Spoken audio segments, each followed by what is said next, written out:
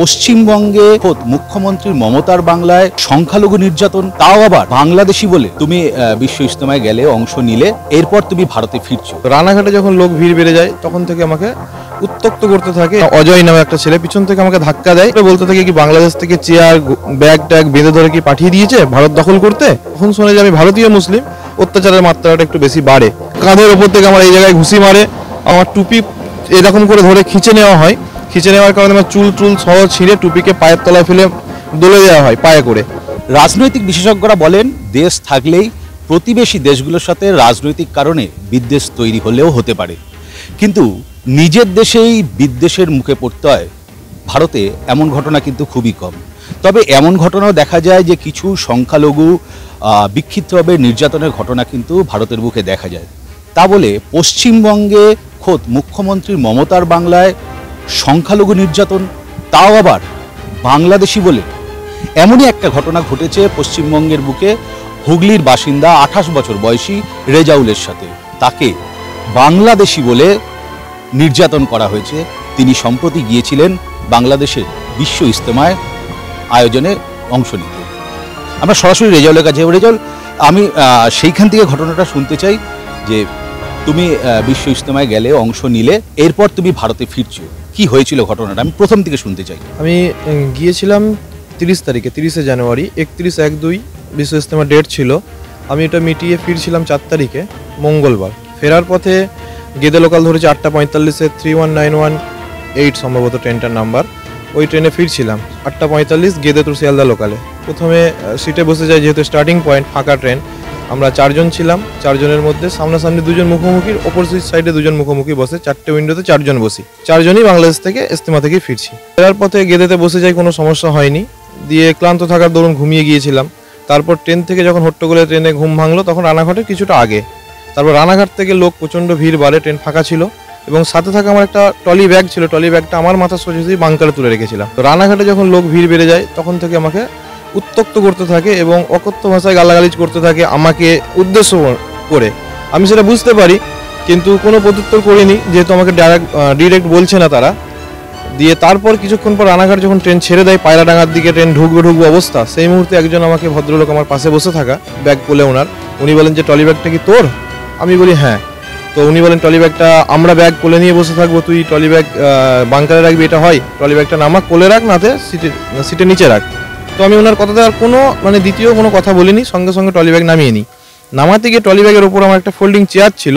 Folding চেয়ারটা কোনো আলাদা স্পেস নেয়নি, ট্রলি ব্যাগের ওপরেই ধরে গিয়েছিল, ছোটো সাইজের। তো সেটা নামায়, তখন পিছন থেকে আমাকে এক ব্যক্তি, ওইটা আমার ট্রেনের নামটা শোনা, যেহেতু ওরা নিত্যদিনের যাত্রী, ট্রেনের মধ্যে ওনারা লুডো টুডো খেলছিলেন, তো নামটা ওখান থেকেই শোনা। অজয় নামে একটা ছেলে পিছন থেকে আমাকে ধাক্কা দেয় এবং বলতে থাকে কি, খারাপ ভাষা ইউজ করে বলতে থাকে কি বাংলাদেশ থেকে চেয়ার ব্যাগ ট্যাগ বেঁধে ধরে কি পাঠিয়ে দিয়েছে ভারত দখল করতে, তোরা কি ভারত দখল করবি?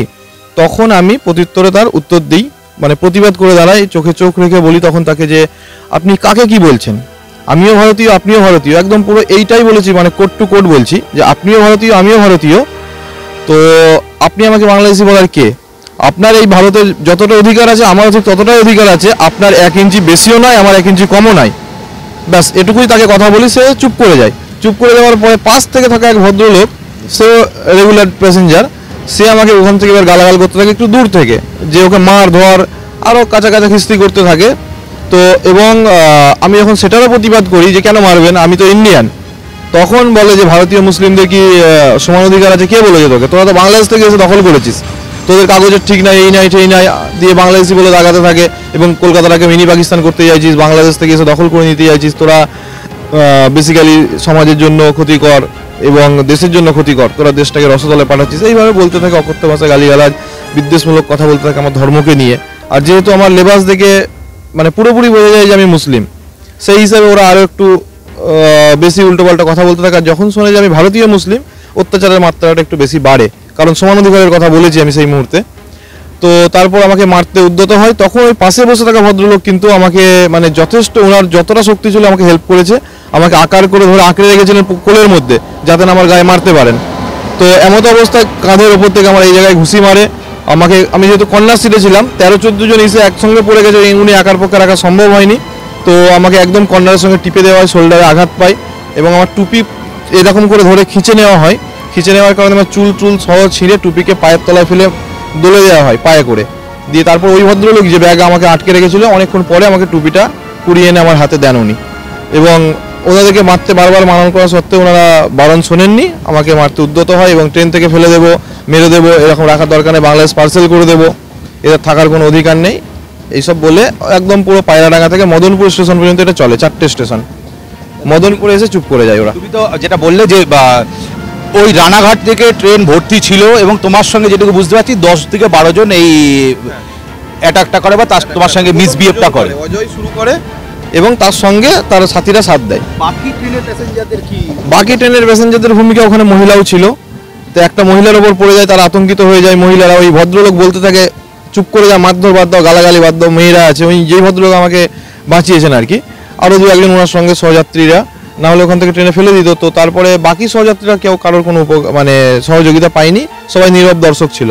এবং আমার ফোন যেহেতু ব্যাগে ছিল, আমি আমার সাথী যে আমার সামনে অপোজিট সাইডে ছিল, মানে সেও নীরব, তাকে মানে বলছি যে ফোন বের কর, ভিডিও কর, সে ফোন বের করে যে ভিডিও করবে বলে তার ফোন কেড়ে নেওয়া হয় এবং তাকে বলা হয় যদি ভিডিও করিস তোদেরকেও ফেলে দেবো। আর আবার একটা প্রশ্ন আসতে পারে, করার আগে আমি বলে দিচ্ছি, তো আপনাকে কেন অ্যাটাক করলো? আর 3 জন ছিল, তাদেরকে কেন বললো না? 2 জন তো আলাদা সাইডে ছিল, তাদের সঙ্গে আমাদের সাথী নাই, আমরা 2 জন। এবার যেহেতু ট্রলি ব্যাগটা আমাকে নামাতে বলেছে এবং প্রতিবাদটা আমি করেছি, সেই হিসাবে আমাকেই বলে, তো কোনো কথাই বলেনি, তার সঙ্গে কোনো কথা বলার প্রশ্নও আসেনি, যখন একটাকে নিয়ে পেয়ে গেছে। এবং যখন ও ভিডিও করতে যায় তখন বলে তো তোদের সবাইকে ট্রেন থেকে ফেলে দেবো, ফোনও কেড়ে নিয়েছিল তার, পরবর্তীতে ফোন ফেরত দিয়ে দেয়, মদনপুর আসার আগেই ফোন ফেরত দিয়ে দেয়। এই হচ্ছে ঘটনা। এবং তুমি স্টেশনে নামলে? স্টেশনে নামি নাই, আমি সোজা এসে দমদম নেমেছি। দমদম নেমে আমার বাড়ি হরিপাল, আমি হরিপালে চলে আসি দমদম নেমে, ডানকুনি ট্রেন ধরে আস্তে আস্তে বাড়ি আসি। এসে আমি আমার নিয়ারেস্ট থানায় গিয়েছিলাম হরিপালে। আর তার আগে আমি এসপি, অ্যাডিশনাল এসপিকে হোয়াটসঅ্যাপ মারফত আমি মেসেজ করেছি এবং আমার অ্যাপ্লিকেশনের কপি ওনাদেরকে ফটো তুলে পাঠিয়েছি। দিয়ে ওসির কাছে গিয়েছিলাম, ওসি সাহেব আমার জিডি করতে গিয়েছিলাম বা এফআইআর, দুটোই বলেছিলাম যেটা সম্ভব আপনি একটা নিয়ে নিন, যাতে প্রুফ থাকে আজকের দিনে ঘটনাটা ঘটেছে, ইনসিডেন্টটা হয়েছে। তো উনি নেননি কোনো কারণবশত, উনি বলেছেন যেই থানায় হয়েছে সেই থানায় করতে হবে, তবে আমি পূর্ণ সহযোগিতা করবো, যে আমার কাছে এসেছিলো আমার দিক থেকে যা বলার আমি বলবো। এখান পর্যন্ত ওই দিনের ঘটনা। তারপরের দিন তো শিয়ালদায় গিয়েছিলাম, শিয়ালদায় গিয়ে জিপিআরএসে আপনার জিআরপিএসে আমি এফআইআর দার্জ করেছি, এফআইআর কপিও আমাকে দিয়েছে, এফআইআর নাম্বার দিয়েছে। আর ডিআরএমকে, ডিভিশনাল ম্যানেজারকে আমি ডেপুটেশন জমা করেছি, আমার সঙ্গে বিভিন্ন সমাজকর্মীরা ছিলেন, তো সবাই মিলে ডেপুটেশন জমা করা হয়েছে, তারা রিসিভ কপি করে দিয়েছেন এবং আরপিএফ কথা দিয়েছেন যে যত শীঘ্র তো আপনি ধৈর্য ধরুন, আমরা ব্যবস্থা করব। এবং এটা আপনাদের ট্রেন্ডিংয়ে আছে, অভিযোগপত্র পেলাম, এটা গতকাল থেকেই অ্যাকশন শুরু হয়েছে, খোঁজাখুঁজি চলছে। আর যেহেতু আপনাদের অভিযোগ জমা পড়েনি, একদিন পরে জমা পড়ছে, তো আজ থেকে আরও জোরালো হবে। ভারতবর্ষের বুকে বিক্ষিপ্তভাবে এরকম ঘটনা দেখা যায় যে সংখ্যালঘু নির্যাতন হচ্ছে বা নিপীড়ন হচ্ছে, কিন্তু পশ্চিমবঙ্গের বুকে এরকম ঘটনা, আবার তাও একজন ভারতীয়কে বাংলাদেশি বলে নিপীড়ন করা হচ্ছে, কি বলবে তুমি? এটা তো একদমই মানে আকাঙ্ক্ষিত ঘটনা নয়, অনাকাঙ্ক্ষিত ঘটনা। যে আমি একজন ভারতীয়, বেশভূষা দেখে, যেহেতু ওইখানে বর্ডার আছে, বাংলাদেশিরা আসে, এটা বাংলাদেশি হলেও তো এটা কখনোই এই আচরণ করা উচিত নয়, তারা আমাদের দেশের গেস্ট, এটা 1 নম্বর। যদিও বাংলাদেশি বলে তকমা দিয়ে দেয়, আমি যখন বললাম যে আমি ভারতীয় মুসলিম, তারপরে তারা আমার সঙ্গে এই যে ব্যবহারটা করেছে, এটা কখনোই আমি নিজের দেশের সহনাগরিকের থেকে আশা করিনি। এবং পরবর্তীতে এরকম ঘটনা ঘটুক, এটা আমি চাই না, তার জন্য এই প্রতিবাদ আমার। তুমি এই ঘটনা তো স্পষ্ট বুঝতে পারছো যে প্রতিবেশী বাংলাদেশের প্রতি যে পশ্চিমবঙ্গের মানুষের একটা বিতৃষ্ণা তৈরি হচ্ছে। এবং তার তুমি উদাহরণ, আমি বলবো যে তুমি তো বাংলাদেশে গেলে, বিশ্ব ইজতেমায় যোগদান করলে, তুমি একজন ভারতীয় বলে তোমার সঙ্গে কি এরকম ধরনের কোনো ব্যবহার করা হয়েছিল? না, বাংলাদেশের মধ্যে কোনো আমার সাথে, আমি ভারতীয় বলে যে আমার সাথে কোনো বাজে ব্যবহার, এই ব্যবহার কিছু করেনি। এবং ওখানে আমার ইমিগ্রেশন পর্যন্ত আমার কোনো সমস্যাই হয়নি।